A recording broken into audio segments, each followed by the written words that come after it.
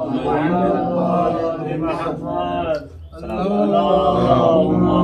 صل على محمد وآل محمد. اللهم صل على محمد وآل محمد. لا حول ولا قوة إلا بالله العلي العظيم. اعوذ باللہ من الشیطان الرجیم. بسم اللہ الرحمن الرحیم. الحمد للہ رب العالمین والحمد للہ الذی لا الہ الا هو العلی العظیم. والحمد للہ الذی کان موجودا قبل حدوث الاشیاء ویبقى بعد فناء الاشیاء. تفرد بالاولیت والقدم وبصم كل شيء ما عداه بالفناء والعدم. كما قال عز شانه كل من عليها فان ويبقى وجه ربك ذو الجلال والإكرام. ثم الصلاة والسلام والتحية والإكرام على نبينا وآل نبينا. أما بعد فقد قال الله سبحانه وتعالى في كتابه الأعلى. بسم الله الرحمن الرحيم. إنا أعطيناك الكوثر. صلوات اللهم صل على محمد وآل محمد. ساری تعریفیں اس پروردگار عالم کے لیے ہیں جو عالمین کا پالنے والا، ساری کائنات کا مالک و خالق حقیقی پروردگار ہے. درود و سلام ہے ذوات مقدسات انبیاء علیہم السلام، بالخصوص ہمارے آخری نبی حضرت محمد مصطفیٰ صلی اللہ علیہ وسلم. اللهم صل على محمد وآل محمد. پروردگار عالم نے قرآن کریم میں نبی پر درود بھیجا اور ساری کائنات کو حکم بھی دیا کہ نبی والے نبی پر درود و سلام بھیجتے رہے. پروردگار عالم قرآن کریم میں ارشاد فرما رہا ہے ان اللہ وملائکتہ یصلون علی النبی یا ایھا الذین آمنوا صلوا علیہ وسلموا تسلیما.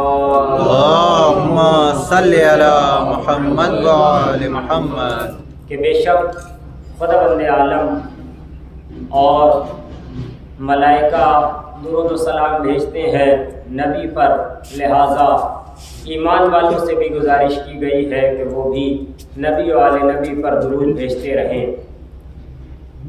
نبی کو ساری کائنات پہچانتی ہے اور آل نبی کو بھی ساری کائنات جانتی ہے، لیکن بہت سارے افراد اس دنیا میں ایسے گزرے جنہوں نے صرف نبی کو برائے نام جانا اور آل نبی کو بھی برائے نام جانا، لیکن ان کو پہچانا نہیں. جبکہ نبی نے بارہا فرمایا اور بارہا بتایا کہ یہ افراد میری آل میں سے ہیں اور یہ میرے خاص قرابت دار ہیں.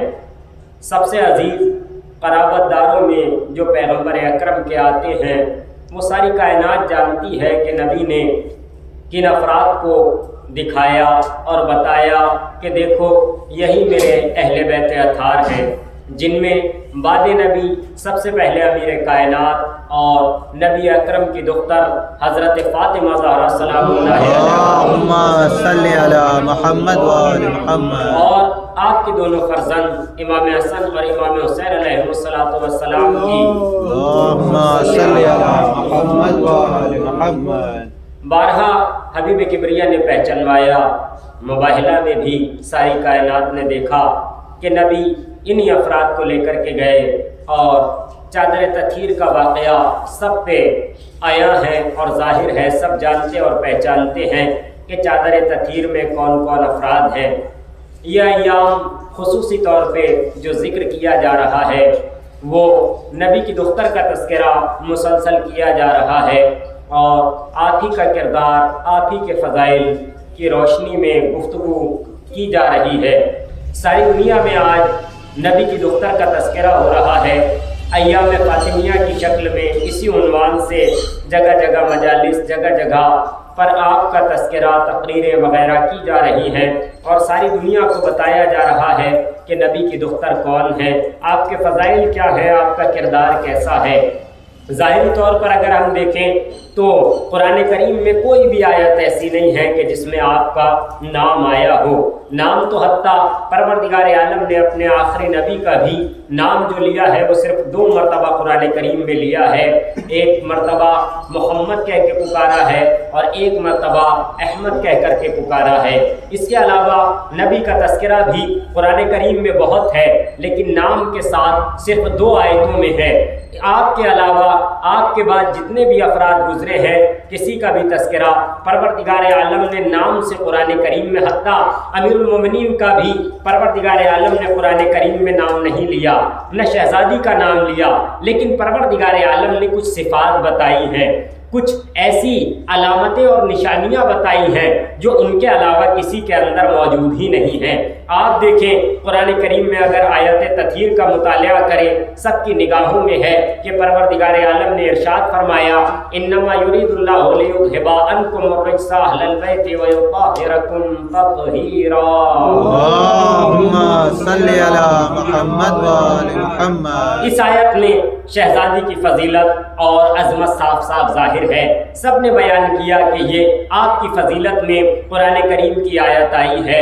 اور آپ دیکھیں مباہلہ میں کہ جب یہ کہا گیا تھا کہ تم اپنی عورتوں کو لے کر آؤ، ہم اپنی عورتوں کو لے کر آتے ہیں، تو نساءنا کی منزل میں اکیلی پیغمبر اکرم کی دختر جا رہی ہیں. لہٰذا ثابت یہ ہوتا ہے کہ قرآن کریم میں بہت ساری آیات ہیں جو آپ کے متعلق آئی ہیں. پورا سورہ دہر دیکھیں آپ اور سورہ دہر کی تفسیر دیکھیں. سورہ حلقہ میں پروردگار عالم نے جو روزہ رکھا تھا پہلے بیت اطہار نے، خداوند عالم نے اس کو مکمل طور پہ بیان کیا اور کہا کہ انسان پہ کہ حل اتی علی الانسان حین من الدہر لم یکن شیئا مذکورا. مکمل سورہ اہل بیت اطہار کی شان میں، اور اہل بیت اطہار میں خاص طور سے امام حسن اور امام حسین جب مریض ہوئے تھے تو بہرحال سب نے روزہ رکھا. وہ مکمل واقعہ آپ حضرات کے اذہان عالیہ کے حوالے ہے. اور اہل بیت اطہار نے اپنے آگے کا جب کھانا اور اپنا جسے کہا جائے طعام غریب یتیم مسکین کو دیا تو پروردگار عالم نے پورا سورہ نازل کر دیا جس میں شہزادی کونین کا اہم کردار ہے. اس کے علاوہ آپ اگر احادیث کی روح سے دیکھیں تو شہزادی کونین کی عظمت پیغمبر اکرم نے بہت زیادہ بیان کی ہے. مشہور حدیثیں جو بخاری میں بھی ہیں، ترمذی میں بھی ہیں، اور اس کے علاوہ صحائح ستہ میں بڑی بڑی کتب میں جو بزرگ علماء گزرے ہیں برادران اہل سنت کے اور برادران اہل شیعہ حضرات کے، سب نے شہزادی کی عظمت کا اقرار کیا ہے کہ پیغمبر کی ایک بہت مشہور و معروف حدیث جو سب کو یاد ہے اور ہر کتاب میں یہ مل جائے گی، فاطمہ تو بزعت منی. سب کو الحمدللہ یہ حدیث یاد ہے. اس کے علاوہ حبیب کبریا فرما رہے ہیں کہ فاطمہ میری روح ہے. اس کے علاوہ آپ نے فرمایا کہ فاطمہ میرے جگر کا ٹکڑا ہے. آپ نے فرمایا فاطمہ سیدۃ نساء العالمین، فاطمہ عالمین کی عورتوں کی سردار ہے. اس کے علاوہ آپ نے حدیث ارشاد فرمائی ہے فاطمہ سیدۃ نساء اہل الجنہ، کہ فاطمہ جنت کی عورتوں کی بھی سردار ہے. بہت ساری حدیث آپ نے ان کے عظمت میں اور ان کے بیان میں ارشاد فرمائی ہے. اس کے علاوہ آپ نبی کا خود کردار دیکھیں کہ کیا کردار رہا ہے. شہزادی کونین کے ساتھ آپ استقبال کے لیے اٹھا کرتے تھے، اور یہ ساری عظمتیں جو آپ سماعت کرتے رہتے ہیں، سنتے رہتے ہیں، لیکن اس کے علاوہ جو شہزادی کونین کا کردار ہے، ہمیں آپ کا کردار دیکھنا ہے کہ شہزادی کا کردار کیسا ہے، آپ کی شخصیت کیسی ہے. حضرت زہرا کا علم اگر انسان دیکھے تو آپ کا علم بے مثال ہے. آپ کا حلم دیکھیں تو آپ کا حلم، اور بردباری شہزادی کی بے مثال ہے.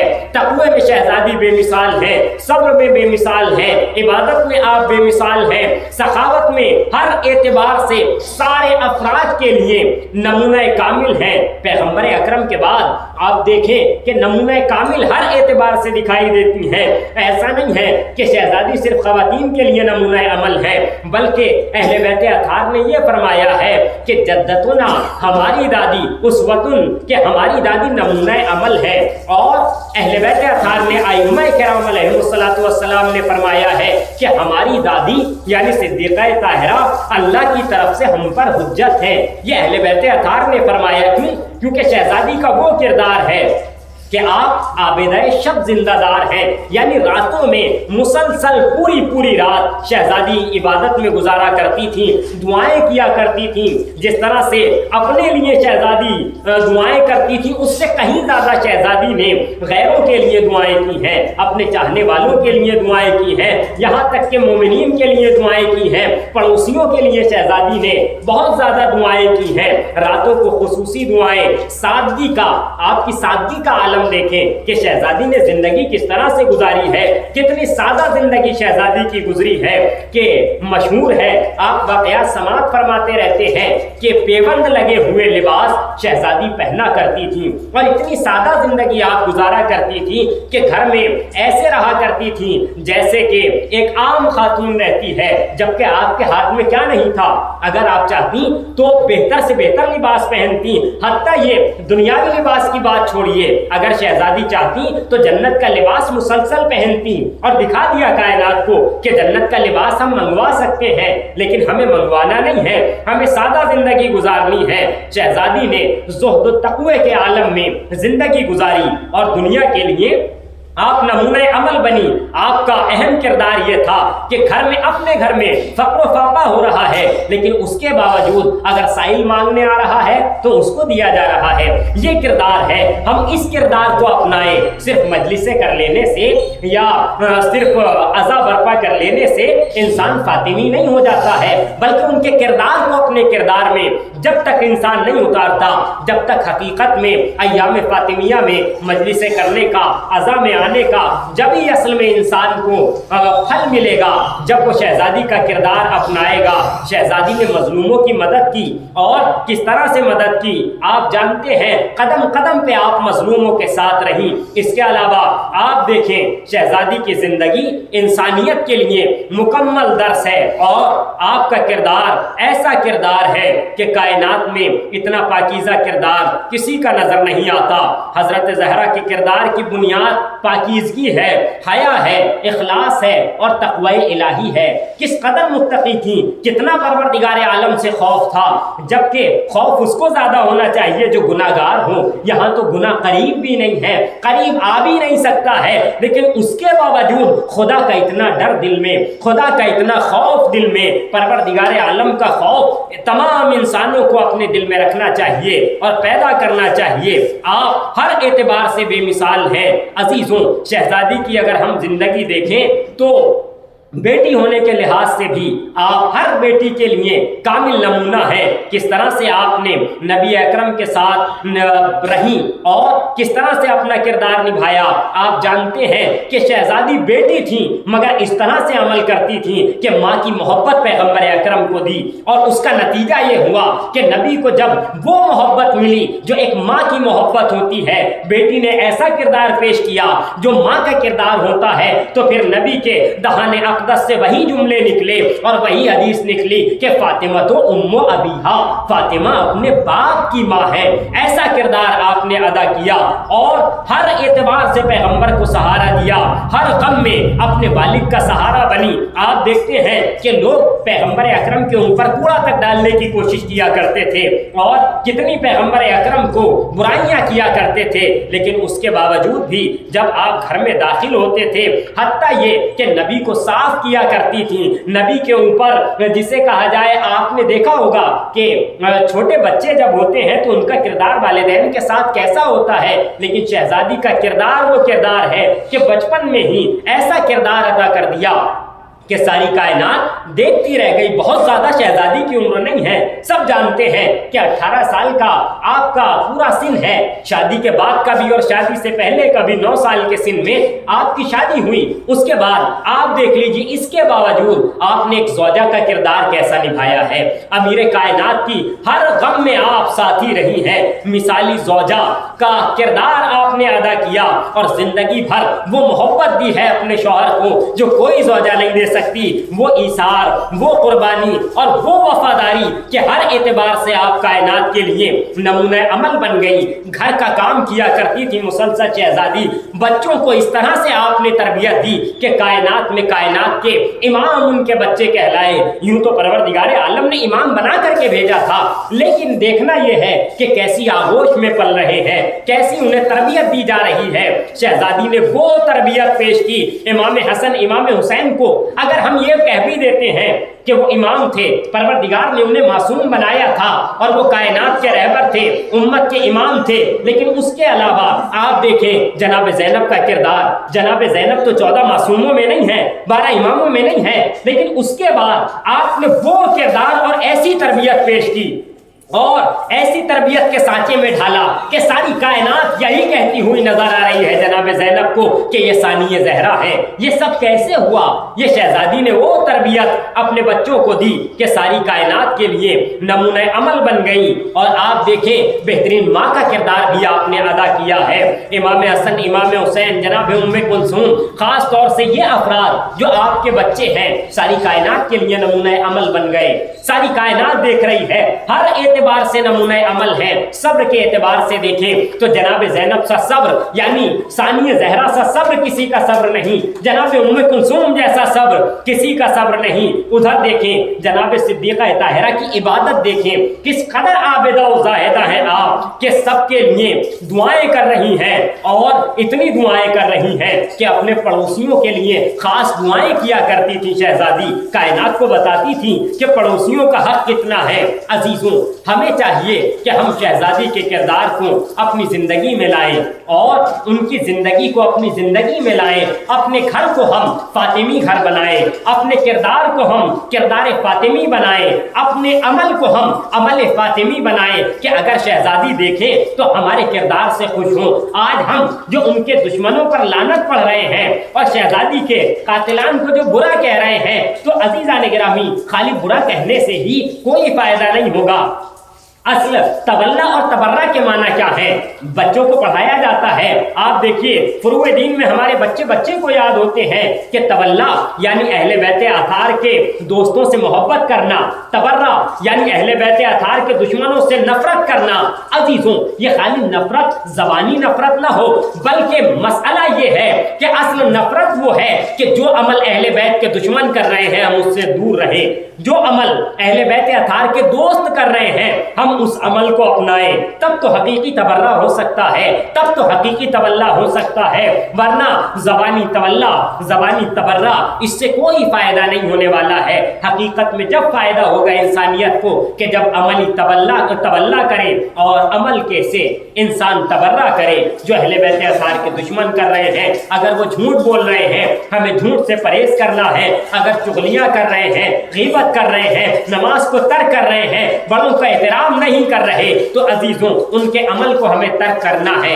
تبھی جا کر کے ہمارا کردار شہزادی کونین کے کردار سے مل سکتا ہے اور ہم بہتر ہو سکتے ہیں. پروردگارا ہمیں توفیق عنایت فرما کہ ہم زیادہ سے زیادہ شہزادی کونین کے کردار پر عمل کر سکیں. پروردگارا ہمیں توفیق عنایت فرما کہ ہم اہل بیت اطہار کی زندگی پر زیادہ سے زیادہ عمل کر سکیں. پروردگارا ہم تیرے گناہگار بندے ہیں، ہمارے گناہوں کی مغفرت فرما. پروردگارا روز قیامت شہزادی کونین کو ہماری شفیع قرار دے. پروردگارا ہمیں شہزادی کونین کے انصار اور آوان اور آئزہ میں شمار فرما. ربنا تقبل منا انک انت السمیع العلیم. بسم اللہ الرحمن الرحیم. والعصر ان الانسان لفی خسر الا الذین آمنوا وعملوا الصالحات وتواصوا بالحق وتواصوا بالصبر. اللهم صل على محمد وآل محمد. اللهم صل على محمد وآل محمد. اللهم صل على محمد وآل محمد. لا حول ولا قوة إلا بالله العلي العظيم. أعوذ بالله من الشيطان الرجيم. بسم الله الرحمن الرحيم. الحمد لله الذي هدانا لهذا وما كنا لنهتدي لولا أن هدانا الله.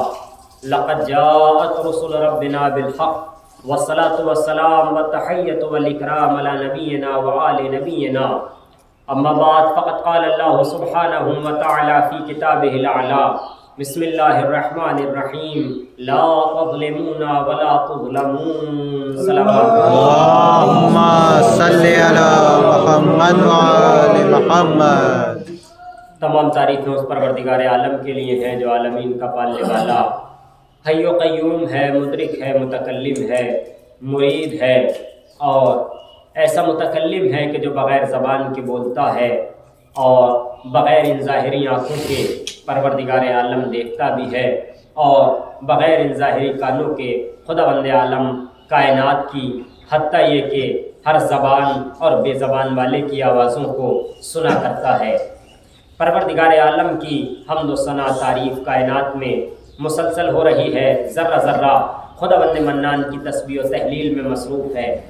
عزیزوں، پروردگار عالم نے درود و سلام بھیجا نبی و آل نبی پر، بالخصوص حضرت محمد مصطفیٰ صلی اللہ علیہ وسلم، اللہم صلی علی محمد وآل محمد، اور آپ کی آل اطہار پر۔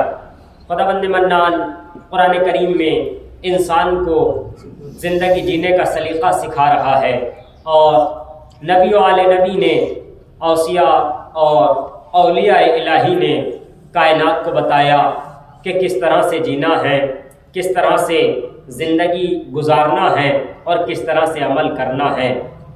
قرآن کریم میں ہر ایک چیز بتائی گئی ہے، یہاں تک کہ قرآن کریم خود آواز دے رہا ہے کہ لا رطب ولا یابس الا فی کتاب مبین، کہ کوئی خشک و تر ایسی نہیں ہے جس کا تذکرہ قرآن کریم میں نہ کیا گیا ہو۔ یہ الگ مسئلہ ہے کہ انسانیت نہ سمجھ پائے کہ کیا کیا چیزیں قرآن کریم میں بیان کی گئی ہیں۔ پروردگار عالم نے کوئی گوشہ ایسا نہیں چھوڑا ہے جس کو قرآن کریم میں بیان نہ کر دیا ہو، جس کو بتا نہ دیا ہو کہ کس طرح سے کیا کرنا ہے۔ حتیٰ یہ کہ انسان کی ولادت سے پہلے سے لے کے اور مرنے کے بعد تک کے مراحل قرآن کریم میں بیان کر دیے گئے ہیں۔ ساری کائنات اس بات سے واقف ہے، لیکن اس بات سے ناآشنا ہے کہ کس طرح سے عمل کرنا ہے اور کس طرح سے قرآن کریم کو سمجھنا ہے۔ پروردگار عالم نے خالی قرآن بھیجا ہی نہیں، بلکہ قرآن کریم کے ساتھ ساتھ قرآن کریم کے نازل کرنے سے پہلے قرآن کریم کو سمجھانے والے، قرآن کریم کی تفسیر بتانے والے اس دنیا میں پروردگار عالم نے بھیج دیے۔ زندگی کا جینے کا سلیقہ پروردگار عالم نے جو بیان فرمایا، اس میں ایک اہم قانون یہ بتا دیا کہ لا تظلمون ولا تظلمون، دیکھو نہ کسی پر ظلم کرو اور نہ ظلم سہو۔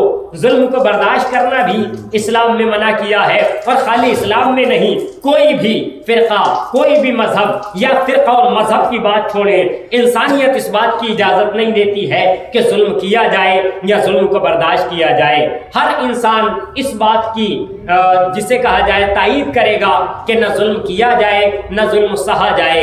عزیزوں، یہی مسئلہ ہے اسی آیت کو دیکھتے ہوئے کہ جب شہزادی پہ ظلم ہونے لگا اور آپ کے والد نے یعنی حبیب کبریا نے جو حق آپ کو دے دیا تھا، یعنی آپ کا جو حق باغ فدق یا اس کے علاوہ جو تمام چیزیں پیغمبر خدا نے آپ تک پہنچا دی تھیں، تو جب شہزادی نے دیکھا کہ اب ہمارے اوپر ظلم ہو رہا ہے تو ہم یہ بھی برداشت نہیں کریں گے، اور آپ کھڑی ہوئی اپنے حق کے لیے، آپ گھر سے باہر نکلی امیر کائنات کے ساتھ، ام ایمن کے ساتھ، اپنے بچوں کے ساتھ، اور کہاں تک گئی؟ دربار تک گئی، اور ساری کائنات کو بتایا کہ دیکھو یہ جو میرے بابا نے مجھے میرا حق دیا تھا، تم میرا حق چھین رہے ہو، یہ تم ظلم کر رہے ہو۔ اور اہل بیت ہوتے وہی ہیں نہ جو ظلم کرنے دیتے ہیں نہ جو ظلم برداشت کرتے ہیں، اور ہم ظلم برداشت نہیں کریں گے۔ شہزادی گئی اور دربار میں جا کر کے ایسا عظیم خطبہ دیا کہ سب سے پہلے پروردگار عالم کی وحدانیت کا اقرار ساری کائنات کے سامنے کیا بھی اور ساری کائنات سے لیا بھی۔ پھر پروردگار عالم کے بعد شہزادی نے اپنے بابا نبی پر درود و سلام بھیجا، ان کی زحمتیں بیان فرمائی کہ میرے نبی نے تمہیں کہاں سے کہاں پہ لا کے رکھ دیا، تم تو کچھ نہیں جانتے تھے، تمہیں کچھ نہیں آتا تھا، میرے بابا نے تمہارے لیے زحمتیں برداشت کی، محنتیں برداشت کی، اتنی مشقتیں کی، یہ ساری باتیں بتائیں. اور اس کے بعد شہزادی جب دربار میں گئی ہیں، جب ظلم کے سامنے ظلم کی آنکھوں میں آنکھیں ڈال کر آپ نے وہ گفتگو کی کہ سب کچھ بتایا کہ نماز واجب کی ہے تو اس کا فلسفہ کیا ہے، روزہ واجب کیا ہے تو کس لیے واجب کیا ہے، حج واجب کیا ہے تو کس لیے واجب کیا ہے. وقت نہیں ہے اتنا کہ ساری باتوں کو بیان کیا جائے. ایک مختصر سا خاکہ شہزادی نے جو بیان کیا ہے کہ نہ ظلم ہم کرنے دیں گے، نہ ظلم ہم برداشت کریں گے اور نہ ظلم کریں گے. آپ دربار میں گئی اور ظالموں کے چہروں سے ظلم کی نقاب کو اٹھایا.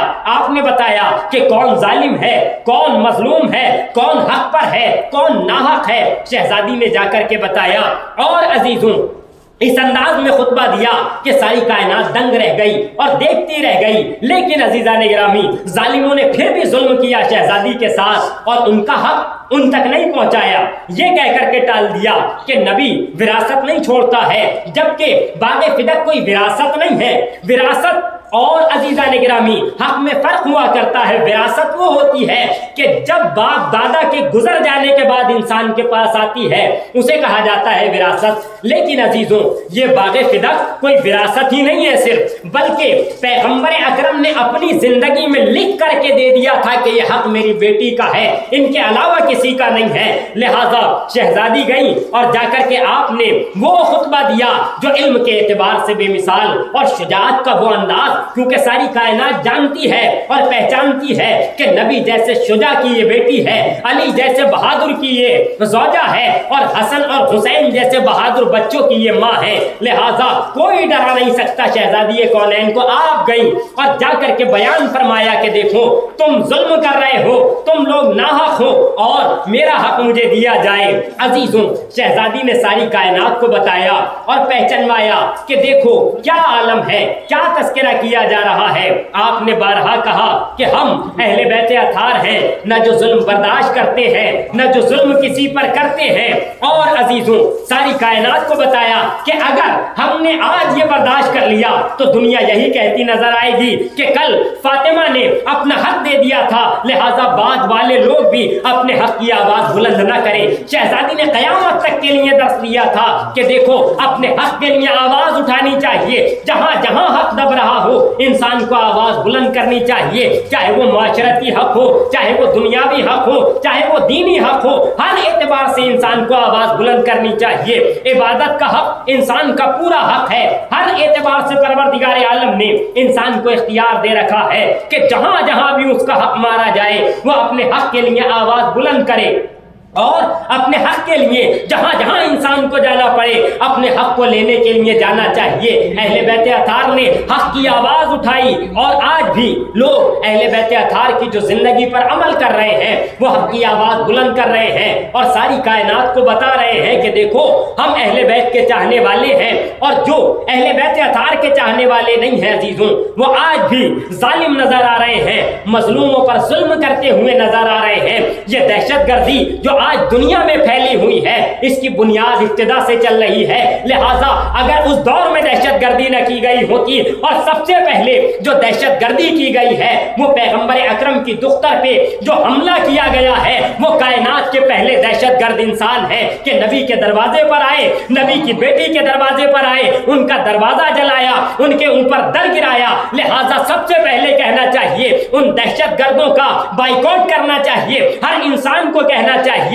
لہذا عزیزوں اگر امت مسلمہ، امت اسلامیہ اگر پہلے ہی آواز بلند کر لیتی کہ ان دہشت گردوں کا اسلام سے کوئی لینا دینا نہیں ہے تو آج یہ جو دہشت گرد پیدا ہوتے ہیں یہ سب وہیں کے ہوتے ہیں، یہ سب کے سب ثقیفائی ہوتے ہیں، ان کا اسلام سے کوئی لینا دینا نہیں ہے. ظاہری طور پر یہ اپنا نام چاہے عمر رکھ لے، چاہے کچھ بھی رکھ لے، چاہے عبداللہ رکھ لے، لیکن جب ان کے چہرے سے نقاب اٹھائی جاتی ہے تو کوئی لال قلعے پر بلاسٹ کرتا ہوا نظر آتا ہے، کوئی کشمیر میں کچھ کرتا ہوتا ہوا نظر آتا ہے. لہذا کہنا یہ پڑے گا یہ اسلام کے بھیس میں صرف ڈکیت انسان ہیں, یہ چور ہیں, اسلام سے ان کا کوئی لینا دینا نہیں ہے. میں نے بارہا جملہ آپ کے سامنے عرض کیا ہے کہ امام خمینی کے زمانے میں جب ان کی جسے کہا جائے درس دینے کا زمانہ تھا, آپ درس دے رہے ہیں اور آپ سے آ کر کے آپ کا سنا ہوا جملہ ہے, آپ کے کچھ شاگردوں نے کہا کہ ایک طالب علم نے چوری کر لی ہے, تو آپ نے یہی کہا تھا کہ دیکھو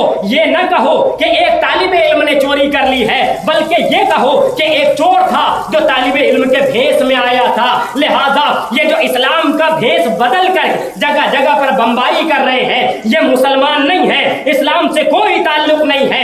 دنیا انہیں اسلام سے نہ جوڑے, دنیا سے ہم یہ بتانا چاہتے ہیں یہ مسلمان نہیں ہے. نام کا مسلمان اور ہوتا ہے, کام کا مسلمان اور ہوتا ہے. نام کا نام رکھ لینے سے, عبداللہ کہنے سے کوئی اللہ کا بندہ نہیں ہو جاتا. ہر یوں تو بندہ اللہ کا بندہ ہے, لیکن عزیزوں غور کرنا پڑے گا کہ اللہ کا حقیقی بندہ وہی ہے جو اللہ کے بندوں کو بچائے.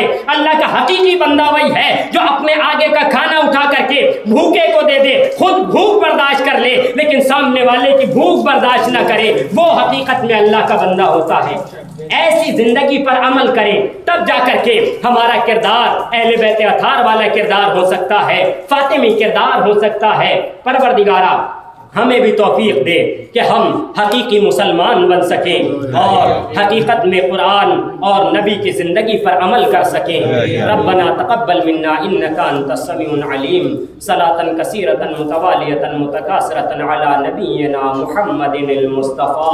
اللهم صل على محمد وآل محمد وعلى علي المرتضى وفاطمة الزهراء عليهم السلام. اللهم صل على محمد وآل محمد وعلى الحسن والحسين عليهم السلام. اللهم صل على محمد وآل محمد وعلى إمامنا زين العابدين ومحمد الباقر عليهم السلام. اللهم صل على محمد وآل محمد وعلى إمامنا جعفر الصادق وموسى الكاظم عليهم السلام. اللهم صل على محمد وآل محمد وعلى إمامنا رضا محمد التقي عليهم السلام. اللهم صل على محمد وآل محمد وعلى إمامنا علي النقي عليه السلام. اللهم صل على محمد وآل وعلى محمد إمامنا حسن العسكري عليه السلام. اللهم صل على محمد وآل محمد وعلى إمامنا حجة الله